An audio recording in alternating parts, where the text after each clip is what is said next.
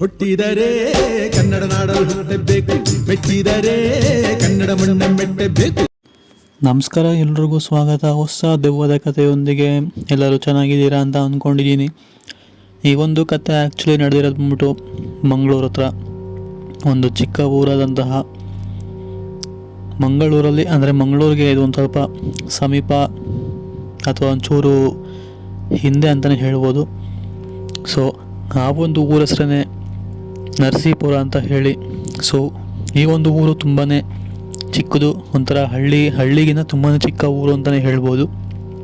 ಈ ಒಂದು ಊರಲ್ಲಿ ಆಗಿರುವಂತಹ ಒಂದು ಸತ್ಯ ಘಟನೆ, ಆ್ಯಕ್ಚುಲಿ ಈ ಒಂದು ಘಟನೆನ ನಮಗೆ ತಿಳಿಸ್ಕೊಟ್ಟಿರೋ ಹೆಸರು ಬಂದ್ಬಿಟ್ಟು ಸಂಜಯ್ ಅಂತ ಹೇಳಿ. ಮೂಲತಃ ಅದೇ ಊರಿನವರೇ. ಈ ಇನ್ಸಿಡೆಂಟ್ ಆಗಿರೋದು ಕೂಡ ಇವರ ಸಂಬಂಧಿಕರ ಜೊತೆನೇ ಆಗಿರುವಂಥದ್ದು. ಅಂಥ ಇನ್ಸಿಡೆಂಟ್ ಏನು ಅಂತಂದರೆ, ಸಂಜಯ್ ಅವರ ಮಾವ, ಅಂದರೆ ಅವರ ಅಪ್ಪನ ತಂಗಿಯ ಮಗ, ಅಂದರೆ ಸಂಜಯ್ ಅವರ ತಂದೆಯ ತಂಗಿಯ ಮಗ ಮಾವ. ಸೊ ಇವರೊಟ್ಟಿಗೆ ಆಗಿರುವಂತಹ ಒಂದು ಘಟನೆ. ಸಂಜಯ್ ಅವರ ಮಾವ ಇಬ್ಬರು ಕೂಡ ಏನಿಲ್ಲ ಅಂತಂದ್ರೆ ಏಜಲ್ಲಿ ಒಂದು 7ರಿಂದ 8 ವರ್ಷ ದೊಡ್ಡವರಿರ್ಬೋದು ಅವರ ಮಾವ. ಸೊ ಇಬ್ಬರು ಕೂಡ ತುಂಬಾ ಕ್ಲೋಸ್ ಆಗಿರ್ತಾರೆ. ಆ್ಯಕ್ಚುಲಿ ಸಂಜಯ್ ಅವರ ಏಜ್ ಕೂಡ ಬಂದ್ಬಿಟ್ಟು 18-19 ಇರ್ಬೋದು. ಇವ್ರಿಗೆ ಅಂದರೆ ಅವ್ರ ಮಾವಾಗಿ ಒಂದು 26-27 ಇರುತ್ತೆ. ಆದರೂ ಕೂಡ ಇಬ್ಬರೂ ಜೊತೆಲೇ ಇರ್ತಾರೆ, ಒಂದೇ ಊರಿನವರು ಕೂಡ. ಇಬ್ಬರು ಒಂದೇ ಕಡೆ ಸುತ್ತಾ ಇರ್ತಾರೆ. ಹಾಗೆ ಒಂದಿನ ಸಂಜಯ್ ಮತ್ತು ಅವರ ಮಾವ ಇಬ್ಬರು ಕೂಡ ಸೇರಿ ಒಂದು ಕಡೆ ಹೋಗಿ ಬರೋಣ ಅಂತ ಹೇಳಿ ಪ್ಲ್ಯಾನ್ ಮಾಡ್ತಾರೆ. ಬಟ್ ಆ ಪ್ಲ್ಯಾನಲ್ಲಿ ಸಂಜಯ್ ಅವರ ಮನೆಯವರು ಸಂಜಯ್ನ ಕಳಿಸ್ಕೊಡೋದಿಲ್ಲ.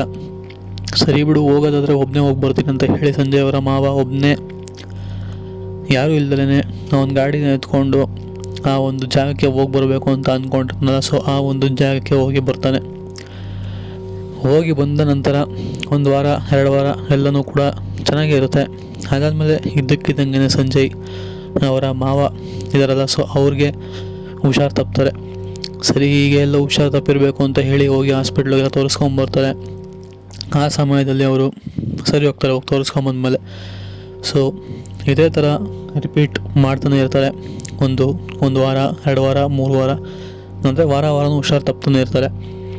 ಇವರು ಕೂಡ ಮೋಸ್ಟ್ಲಿ ಮೆಡಿಸಿನ್ ಸೆಟ್ ಆಗಿಲ್ವೇನೋ, ಪರವಾಗಿಲ್ಲ, ಜ್ವರ ಬಿಟ್ಟು ಹೋಗಿ ಬಂದು ಮಾಡಿದ್ದೀರಾ ಅಂತ ಹೇಳಿ ತೋರಿಸ್ಕೊಂಡು ಬರ್ತಾರೆ. ಸೊ ಇದಾಗಿ 3 ವಾರ ಕಳೆಯುತ್ತೆ. ಆದರೂ ಕಮ್ಮಿ ಆಗದೆ ಇರೋದನ್ನ ನೋಡಿ ಒಂದ್ಸಲ ಯಾವುದಕ್ಕೂ ಇವನಿಗೆ ಒಂದು ತಾಯ್ತಾನ ಕಟ್ಟಿಸ್ಬೇಕು ಅಂತ ಹೇಳಿ ದೇವಸ್ಥಾನಕ್ಕೆ ಕರ್ಕೊಂಡೋಗಿ ತಾಯ್ತಾನ ಕೂಡ ಕಟ್ಟಿಸ್ಬಿಟ್ಟು ಕರ್ಕೊಂಬರ್ತಾರೆ. ಅದಾಗಿ ಒಂದು ಸ್ವಲ್ಪ ದಿನಗಳ ಕಾಲ ಏನೂ ಕೂಡ ತೊಂದರೆ ಇರೋದಿಲ್ಲ. ಅದಾದಮೇಲೆ ಅದೇನು ಕಾರಣನೂ ಏನೋ ಗೊತ್ತಿಲ್ಲ, ಅವ್ರ ಮಾವ ಆ ಒಂದು ತಾಯ್ತನ ಕಿತ್ತು ಬಿಸಾಕ್ಬಿಡ್ತಾರೆ ಗಿಡದ ಮೇಲೆ. ನಂತರ ತಿರ್ಗಾ ಅವ್ರಿಗೆ ಹುಷಾರು ತಪ್ಪೋದಕ್ಕೆ ಶುರು ಆಗ್ತಿರುತ್ತೆ. ಅವರು ಯಾವ ಥರ ಆಗಿರ್ತಾರೆ ಅಂತ ಅಂದರೆ, ಇನ್ನೇನು ಮೂಳೆಗಳೆಲ್ಲ ಕಾಣಿಸ್ಬೇಕು, ಅಷ್ಟು ಸಣ್ಣ ಆಗಿರ್ತಾರೆ ಅಂತ ಹೇಳ್ಬೋದು. ಗಟ್ಟಿಗೆ ಮೈಕೈ ತುಂಬ್ಕೊಂಡಿದ್ದಂತಹ ವ್ಯಕ್ತಿ ಸಣ್ಣಗೆ ಆಗೋಗಿರುವಂಥದ್ದು. ಈಗ ಒಂಥರ ಮೂಳೆನೂ ಕಾಣಿಸ್ಬಿಡುತ್ತೇನೋ ಒಂದು ರೇಂಜ್ಗೆ ಸಣ್ಣ ಆಗಿರುವಂಥದ್ದು. ಇದನ್ನೆಲ್ಲ ನೋಡಿದಂಥ ಅವರು ಇದಕ್ಕಿದ್ದಂಗೆ ಈ ಥರ ಎಲ್ಲ ಆಗ್ತಿದೆಯಲ್ಲ, ಇದು ಹೆಂಗೆ ಸಾಧ್ಯ, ಇವನು ಎಲ್ಲಿ ಹೋಗಿ ಏನು ಮಾಡ್ಕೊಂಬಂದ ಅಂತ ಹೇಳಿ ಸಂಜಯ್ ಅವರ ಮಾಮನ ಮನೆಯವರು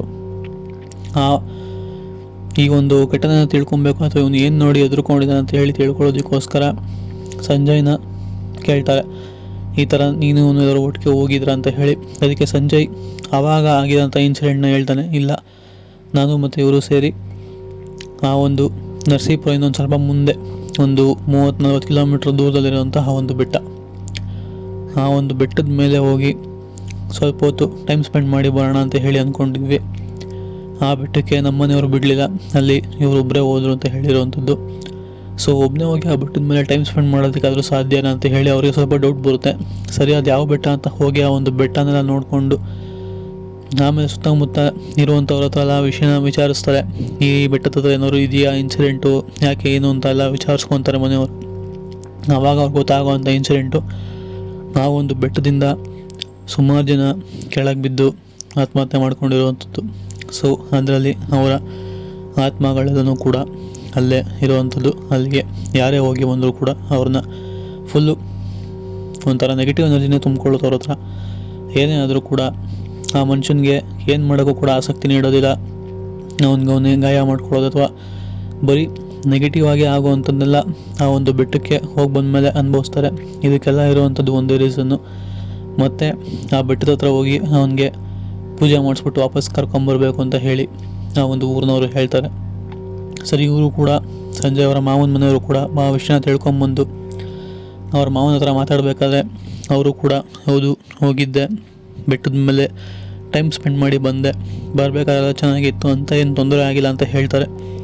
ಸರಿ ಅಂತ ಹೇಳಿ ಅವರು ಗೊತ್ತಿದ್ದಂತಹ ಒಬ್ಬರು ಪೂಜೆ ಮಾಡೋರನ್ನ ಕರ್ಕೊಂಡೋಗಿ ಸಂಜಯ್ ಅವರ ಮಾವನ್ನು ಕೂಡ ಅವರಂದರೆ ಅವರಿಬ್ಬರೇ ಪೂಜೆ ಮಾಡೋರು ಮತ್ತು ಮಾವ ಅವರಿಬ್ಬರೇ ಹೋಗಿ ಅಲ್ಲಿ ಪೂಜೆನ ಮುಗಿಸ್ಕೊಂಡು ನಂತರ ಅವರ ಚಪ್ಪಲಿ, ಎರಡೂ ಚಪ್ಪಲಿನೂ ಕೂಡ ಅಲ್ಲೇ ಬಿಸಾಕಿ ನಂತರ ಅವರ ಬಟ್ಟೆ ಅಂದರೆ ಆವತ್ತಿನ ದಿವಸ ಯಾವ ಬಟ್ಟೆ ಹಾಕೊಂಡು ಹೋಗಿರಲ್ಲ ಆ ಒಂದು ಬಟ್ಟೆನೂ ಕೂಡ ಅಲ್ಲೇ ಬಿಸಾಕ್ಬಿಟ್ಟು ಹಿಂದೆ ತಿರುಗಿ ನೋಡ್ದಂಗೆ ವಾಪಸ್ ಬಂದಿರೋವಂಥದ್ದು.